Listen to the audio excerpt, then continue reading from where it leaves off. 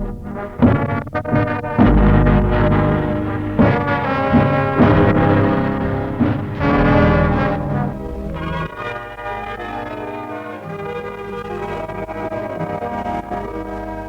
is Southern Independent Television transmitting on the Chillerton Down and Dover stations of the Independent Television Authority.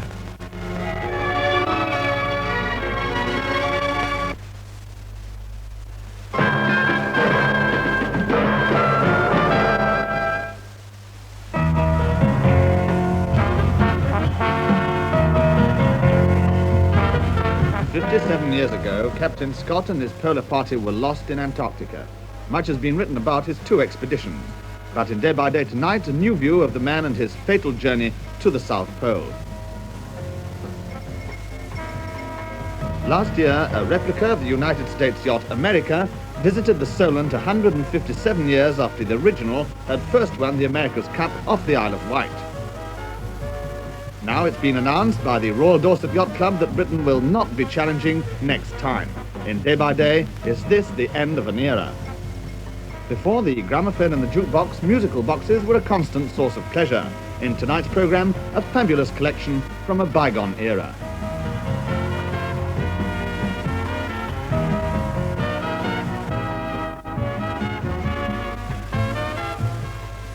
Always, I suppose, feel slightly guilty about reading somebody else's diaries, particularly as in Lashley's case when they were written more than half a century ago in the Antarctic. We'll be talking about it later in the programme, but first, the regional news. Hullit Colliery, one of the 4 pits in the Kent coalfields, is to close down in July this year when the annual holiday starts. Clive Siddle reports. In December last year, the colliery was placed in jeopardy because of its high losses, running at an annual rate in excess of £1 million. It was said that a weekly average saleable output of 8,000 tonnes of coal was needed to keep the pit going.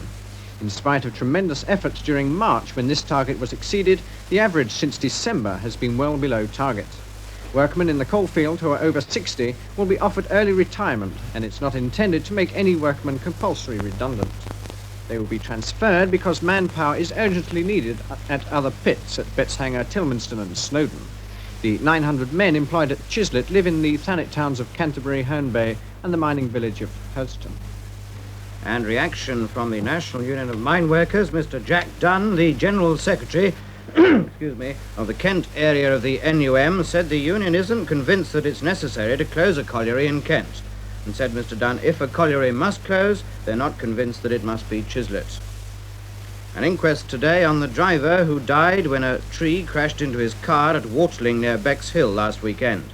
And evidence was given that 20 months ago the East Sussex Council was warned that the tree was dangerous. The jury returned a verdict of accidental death on the driver, Mr. Thomas Haynes of Wanstead in London, and criticised the council for the delay in making the trees safe. A cheap and effective way to stop beach erosion in front of the Royal Marine Rifle Range at Kingsdown. Ministry of Public Buildings staff have now built new defences. These are steel wire cages 10 feet by 4 feet into which broken pieces of concrete are dropped.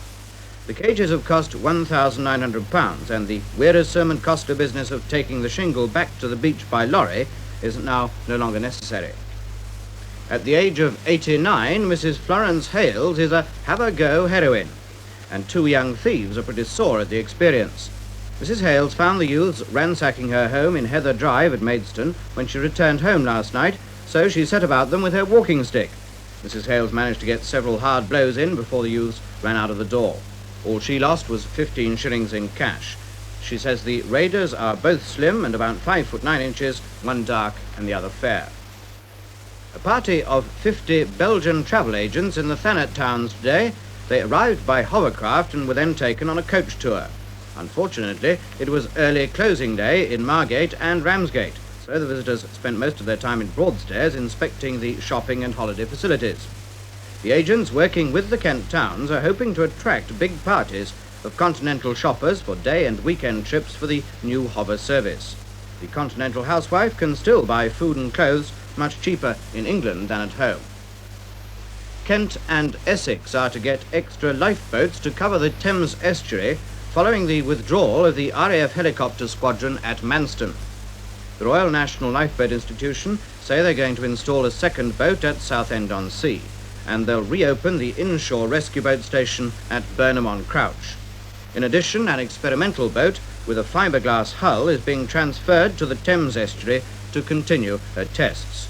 During the trial, she'll be available for life-saving duties. A mailbag robbery in Folkestone's sorting office in Bouverie Square, but the thieves didn't get much for their troubles. In fact, they only contained parcels of baby clothes and camping equipment. More support for Foulness as the site of London's third airport, this time from the Council for the Preservation of Rural England. They say that on amenity and social grounds, there are overwhelming advantages in choosing an offshore site. The Council believes that the three inland possibilities would all involve catastrophic disturbance of rural communities. Opening day at one of Folkestone's biggest new office blocks. It's the new headquarters of the Orient Insurance Company. The company has moved from London and they'll be employing up to 400 staff, many of them recruited locally. Orient are one of the three big insurance companies who've decided to set up in the resort. Today's opening ceremony was performed by Lady Barnett, the wife of Sir Geoffrey Barnett, one of the directors. Andrew Sladding, who is a Cambridge undergraduate, hopes to cross the Channel in a bath this weekend. He reckons on a 5-hour crossing from Dover to Calais, and the bath will be kept afloat by 4 oil drums and powered by an outboard motor. 20-year-old Andrew is doing it to raise funds for the charity shelter. And let's hope Mr. Sladding gets there. That's all for the moment. More in the Southern News Extra at 11 p.m. tonight. Back to Barry for the rest of the programme.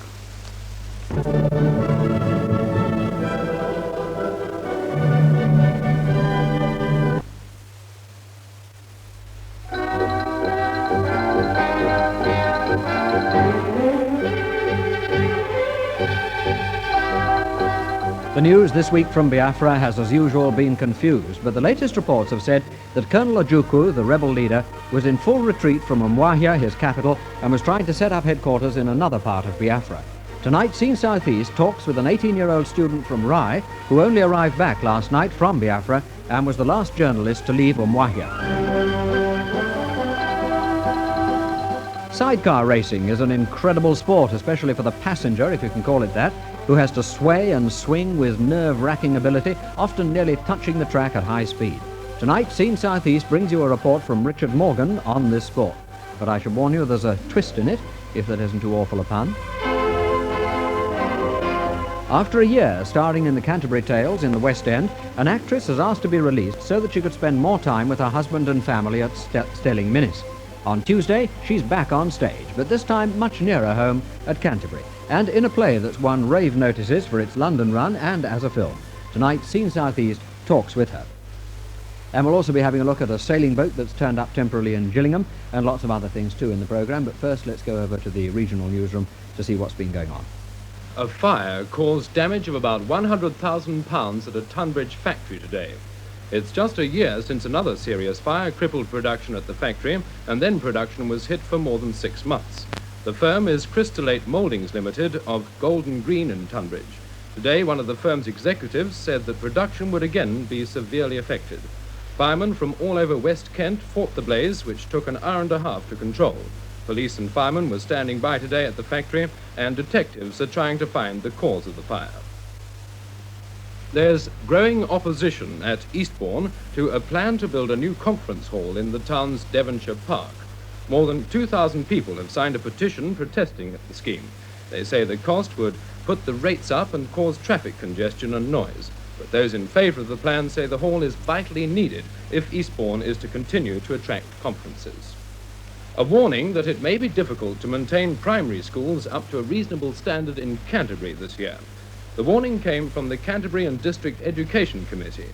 They'd just heard that the Kent County Council were lopping over £40,000 off the committee's estimates for maintenance. This is in the St Augustine's division, which includes Whitstable, Herne Bay and the surrounding villages. The committee have been allocated £387,000. Herne Bay, where the local Chamber of Commerce are objecting to a plan for shops on a big new housing estate at Broomfield. The traders told the council that their businesses in the town centre might be affected. But the council agreed to the scheme, which includes a village centre and a car park. The plan is to build 223 dwellings on vacant ground, fringed by Hunter's Forstall Road and Mill Lane. Plans by the Benedictine order to open a boys' school near Canterbury have been abandoned. They bought the ancient country mansion at Bourne Park outside Bishopsbourne 4 years ago. It was to have been run by the monks of St. Augustine's Abbey in Ramsgate, but they say they haven't got the staff to do so. Now the mansion and its 50 acres of parkland are up for sale again. It's 14 years since anyone lived there. The Royal National Lifeboat Institution's experimental motorboat arrived in Sheerness today. She's been drafted to the Thames estuary as an extra life-saving service while undergoing her trials. And at Margate, lifeboatmen are asking for reserved car parking spaces near the lifeboat station. They say that during the summer months, they're held up because there's no room to park among holidaymakers' cars. A plan to build a cement works and dig for clay over an area near Lewes has been dropped after strong local opposition. Today, the Ministry of Housing said that the Eastwood Cement Company had withdrawn its application for planning consent to establish the works at Sotherham. There were protests from 2 district councils, the East Sussex County Council, and hundreds of people in and near Lewes. 2 long-serving Ashford policemen retire today. Constable Lewis Chapman, left of William Road at Ashford, has been in the force for 19 years. Sergeant Tom Longhurst has been in the Kent Police for 30 years. The new recorder at Canterbury is to be Mr. Francis Purchas, QC, at present Deputy Chairman of the East Sussex Quarter Sessions. Mr. Purchas, who's 49, lives at Haywards Heath and has been practising at the bar since 1948. It was announced from Buckingham Palace today that the Duke of Edinburgh will visit the nature preserve at Sandwich Bay on Friday, May the 2nd. 2 11-year-old Folkestone children have been the most successful dance couple in their age group in Britain. They're Robert Gray of Coach Road at Acrees and Carol Thompson of Creetway Close. And that's all the news for now. More tonight in Southern News Extra. Car parking and its associated problems are a top talking point in Tunbridge Wells, as indeed they are in other places too. But one group of people there feel that something should be done about it, and so they've organised what's called a parking teach-in at the Public Library lecture room on Wednesday evening. And as they're meeting to talk about parking, they should call themselves parking meters. I'm sorry. And now here's a report from Richard Morgan about someone from Folkestone who wasn't content to sit on the sidelines.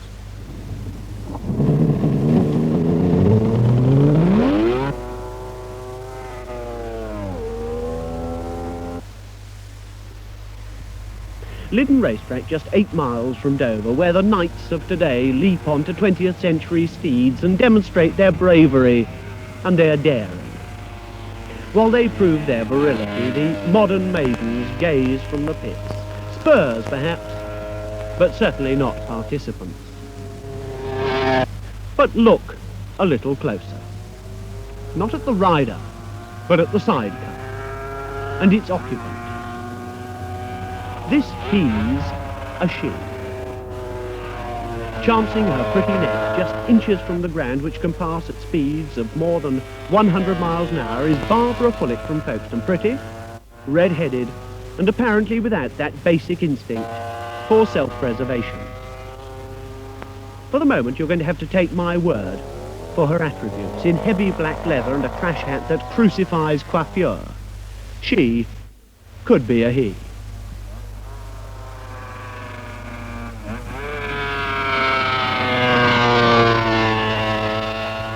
But first things first. The bike that she hopes will make her queen of the road is a 500cc 3-cylinder Crescent. For the initiated, it's 2-stroke and capable of generating 64 brake horsepower. Oh, and the fellow. Well, that was Eric Parkinson, that was. Veteran solo and combination ace, who has decided that a bird in the sidecar is worth 2 in the pits. In 1967, with a male partner, he finished 11th in this gruesome twosome event in the Isle of Man, the TT, that is. With Lady Luck hurling herself about in the sidecar, he reckons fortune could smile. After all, 2 years ago, he was the first private-entered machine home. With the curvy Barbara bending over backwards to please, Eric could get lucky. How on earth did she drift into this sport? Well, I've been racing with Eric for 6 years now, And I've always been very keen on speed, you know.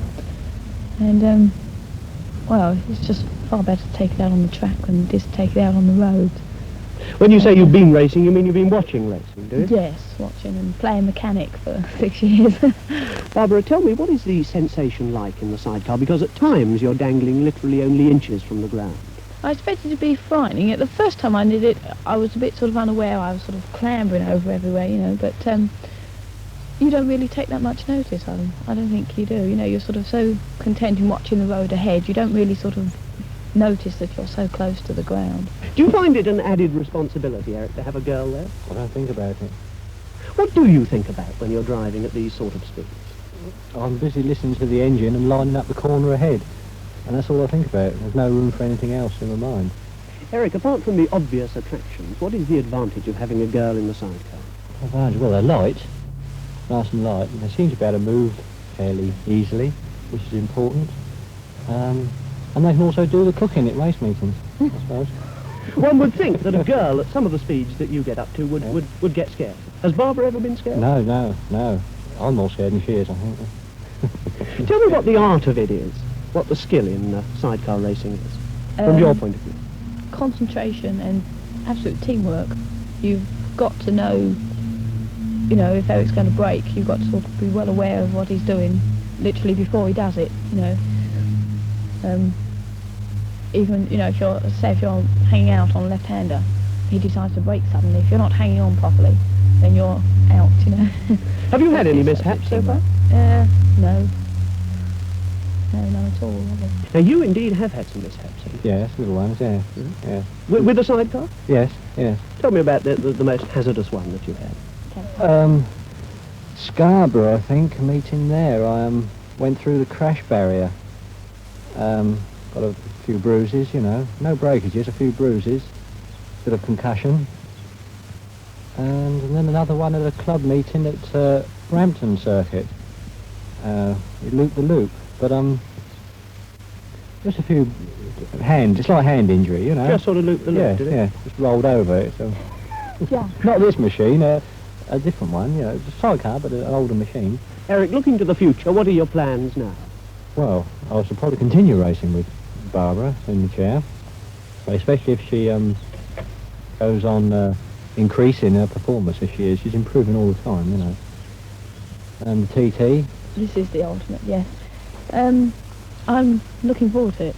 I think it will take some getting used to, you know. It's, quite a lot of practice to do it, you know. It's an endurance test, I think, more than anything.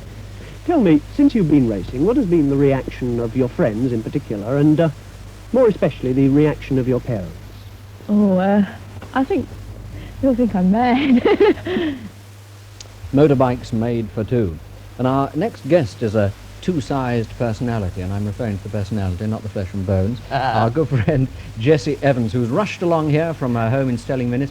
In fact, Jessie, from rehearsal at the Marlow Theatre. Rehearsal at the Marlow. Hence the rehearsal rig you're wearing. Exactly, working clothes.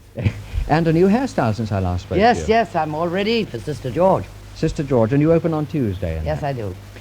Plays, it's a Frank Marcus play, isn't it? It is. And I suppose most people by now know that it's about this woman who's a lead in a radio serial. Oh, I should imagine and so, yes. Identifies with the main part. Do you see it as a tragic part or a comedy part? Well, not entirely. It's called a comedy, but it's got a great deal of pathos in it. But the comedy is there too, because she herself is a comic, humorous personality, but what happens to her makes the sadness pathos. She's breaking up as the play goes on, isn't she? Well, in a way. From the tragedy. In a way, yes. Did you see Beryl Reid in the London play, or have you seen the No, I film? didn't. I was busy at the time. Working actress. Of course. Have you seen the film? No, I've not seen the film. I hadn't read it until they suddenly rang and asked if I would do it. Do you think it's a part for you? I'm hoping it is. It's a challenge anyway. It's totally different from anything I've done. And certainly a change from the very feminine wife of Bath. Very feminine and rather bawdy wife of Bath. True. Great success as a play, Canterbury Tales, I believe. Oh, tremendous, yes. What's the difference working at the Phoenix in London and now the Marlow in Canterbury to you? Well, to begin with, this is fortnightly rep. I mean, in the West End you have 3-4 weeks to rehearse. The challenge to work with a much younger, more inexperienced company And to get a big part like this under your belt in a fortnight is a tremendous exercise for someone who's not done red for years. Is it more of a strain, would you say? No, it's always a strain doing a new show, you know. But it's more fun. Yes. More fun. You like it. Would you like to do more of this kind of thing? I mean, could you spare, you've got family and these interests. Yes, I'm doing this while I'm on a holiday, which sounds awfully condescending. If it had been anything less exciting, I would have said no. Yes, why the holiday? What are your plans after the holiday? Any particular Yes, there's a bit of filming and television coming up. Yeah. But this is a lovely fortnight's work. I'm looking forward to it tremendously. How are rehearsals going? Has it begun to knit together? Because only more than that. Knit together, yes. We had our first run through today. It's only the second show with this team at the Marlow. Yeah. They're good, they're young, and they're working hard, and it's stimulating for me. What sort of rehearsal have you had then in total time? We started a week last Tuesday, so we'll have had exactly 2 weeks when we open next Tuesday. Well, the best of luck. I'm sure you'll do marvellously. Thank you very much. Very good play too. Thank you for coming along, Jesse. Lovely. This week, the National Association of Alms Houses published its yearbook. And it criticised trustees whose houses were substandard because they didn't make the fullest possible use of available grants. Well, this is something that can't be said about the alms houses in Canterbury, as it's made clear this week in a new book all about them. It's by the Reverend Derek Ingram Hill, Master of Eastbridge Hospital, and it's published by the Canterbury Archaeological Society for 5 shillings. And here's a glimpse of some of those almshouses. Eastbridge Hospital from the Star. This was founded about 1190 by a merchant named Edward Fitzobold to offer hospitality to pilgrims to the tomb of St. Thomas, who was murdered in the cathedral in 1170. Recently, the trustees sold some of their land to the University of Kent at Canterbury for playing fields. And after building a new farmhouse, it's now proposed to use some of the rest of the money to modernize the brothers' quarters on the bridge over the river, which have stood empty and dilapidated for some time. The John and Anne Smith Hospital at the foot of St. Martin's Hill was set up by a couple of that name in gratitude for the gift of a son in 1644, after 20 years and 4 months of childless marriage. These houses remain much as they were first built, but are now to be modernized.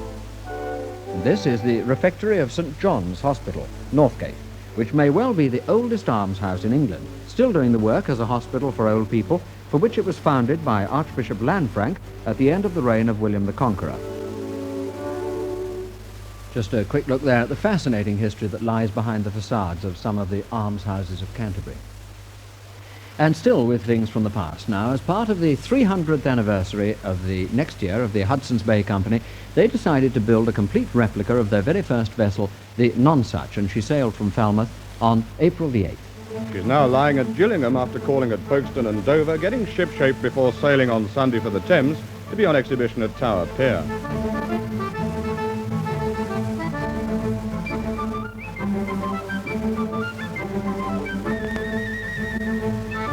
She's skippered by Adrian Small of Brixham, who was second mate of the Mayflower when that replica sailed the Atlantic in 1957.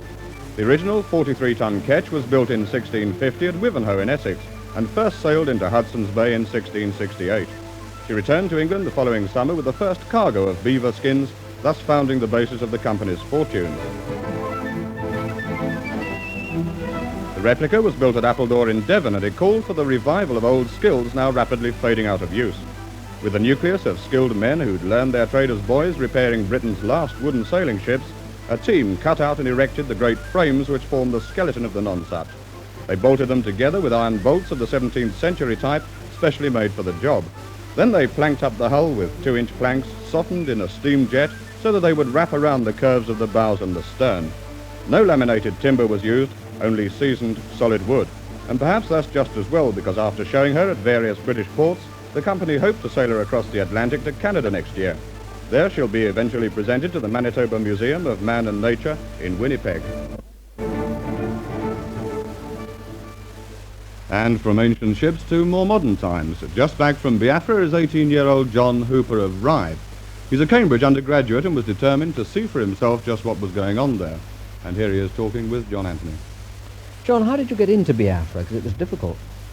Yes, it certainly is difficult. The Biafrans aren't exactly friendly towards the British, with Wilson supplying arms to Nigeria. And several journalists have in fact been turned away. I think my being a student had a great deal to do with... How did you get out, more important? Because you only got out on Tuesday, didn't you? Yes, this again was very difficult. Most of the cars had been used up. Anyone who had a car was using it to get out. And eventually my escort went to Ojukwu personally. The president, as he calls himself, of Biafra. The head of state, yes. And he very kindly lent me one of his cars. Yes, now this map here, there's not even as much of Biafra left as is shown on this chart, is there? No, I heard this morning that in fact they're withdrawing to the west and trying to hold out there. To the west of Umuahia, which is their capital. Exactly. Have they got an airstrip or anything left? They have Uli, yes, which is about 60 miles from Umuahia.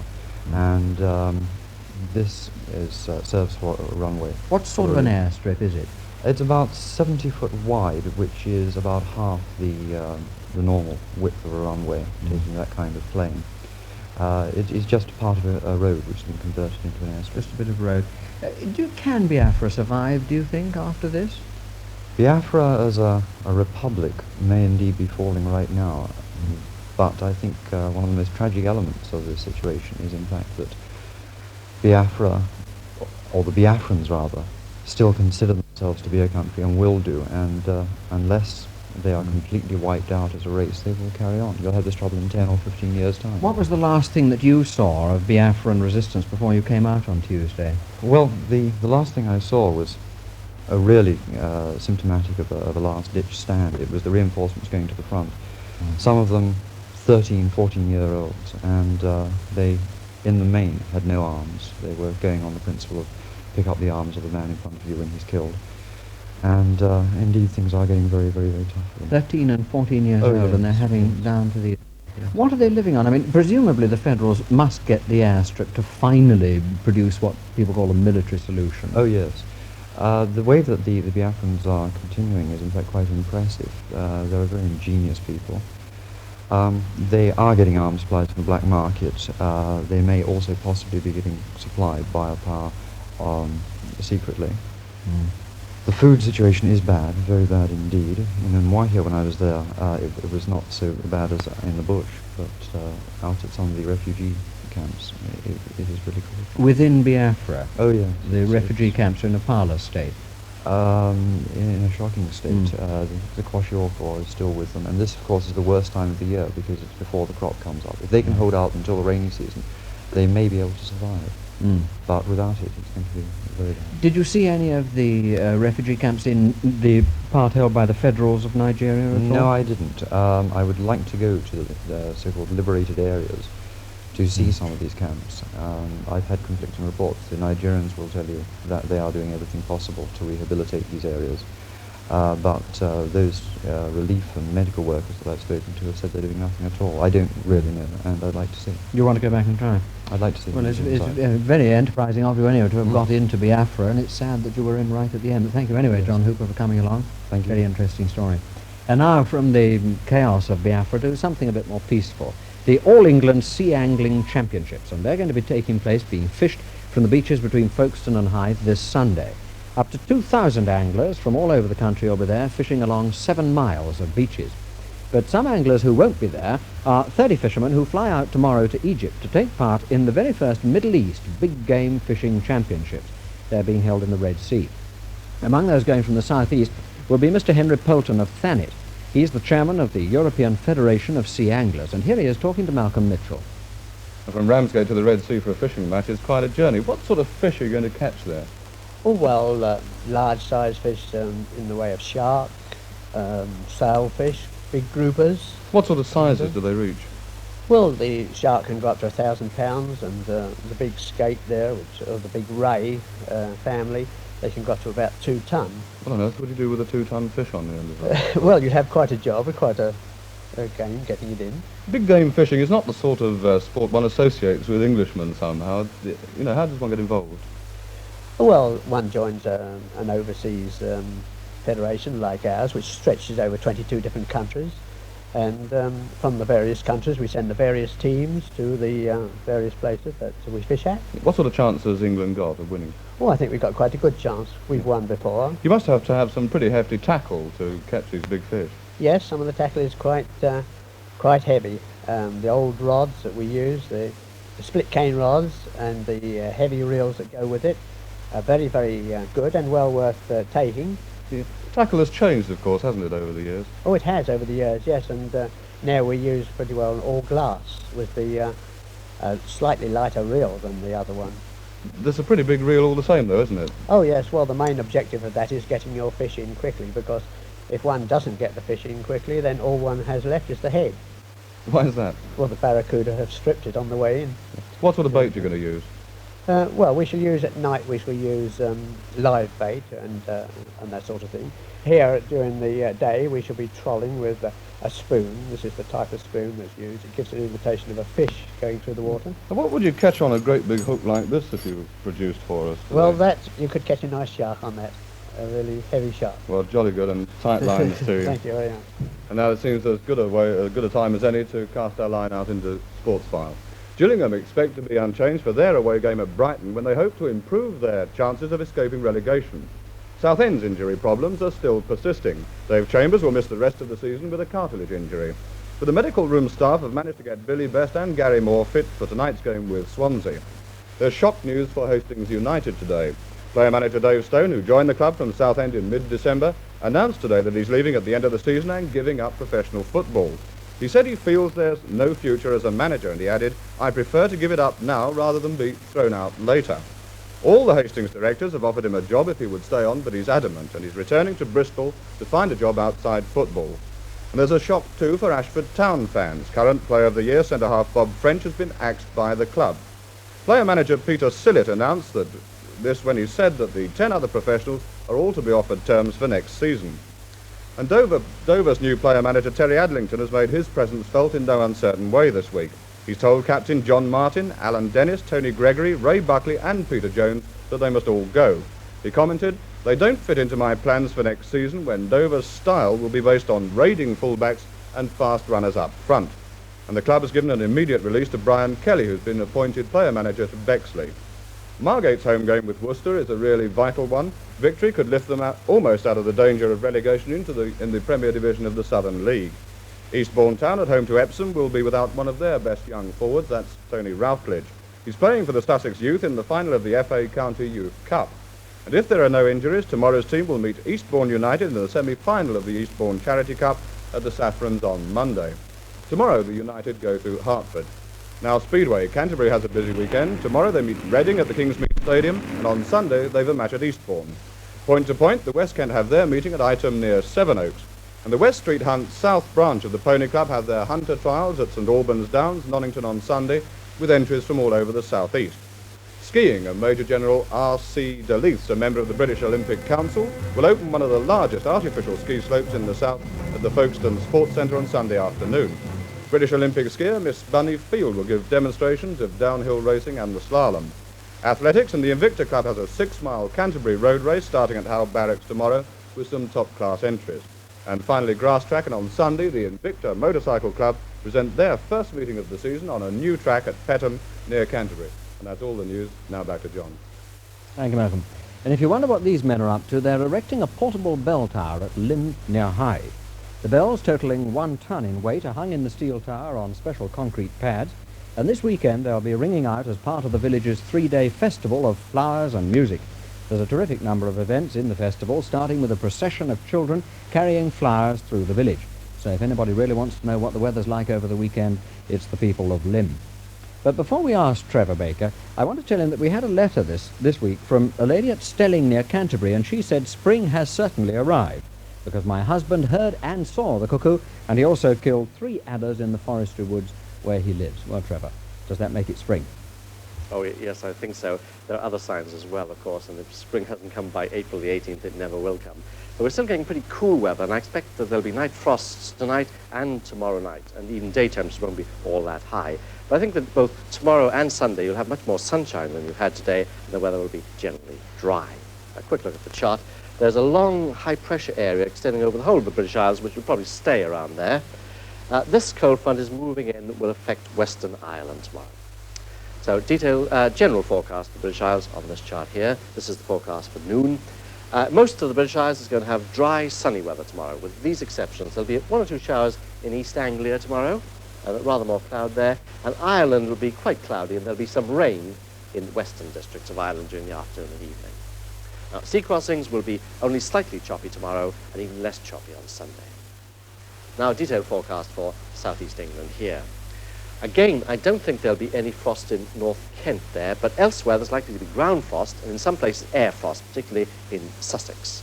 Air temperatures falling to about 30 degrees Fahrenheit. Tomorrow afternoon, best temperatures only about 48, which isn't very warm. And winds mostly northwest to north, quite light over land, force 3 or 4 over the sea, a nice sailing breeze. As far as rain is concerned, there'll be a few more showers tonight in Essex and in Kent, particularly the north. Scattered ones. And during tomorrow morning, too, there may be 1 or 2 showers about, but for most of the day, it's going to be dry throughout that region. And there'll be good breaks in the cloud to give you a fair amount of sunshine tomorrow. So, not a bad day on the whole. For the league soccer match at Brighton and Hove, quite pleasant weather for players, a bit cool for spectators. For sea angling, quite good conditions. For gliding, some quite good thermals up to 3,000 or 4,000 feet. The spring fair at Ramsgate, they want me to tell them what the wind is going to be for the balloon race. Well, the wind's going to be from north or northwest, taking balloons down towards France. For weddings of Vivian and Victor, and Jill and Richard, and Kay and Michael at Folkestone, Hazel and Michael at Monkton, Mary and Bernard at Raynham, Sandra and Nigel at High Holden, it's almost certain to be dry, and you may be lucky to get a little sunshine. And that's the end of my forecast. And that's all for this edition. So have a good weekend. Don't get frostbite or sunburn, but look after yourselves and make it a safe weekend. Good night.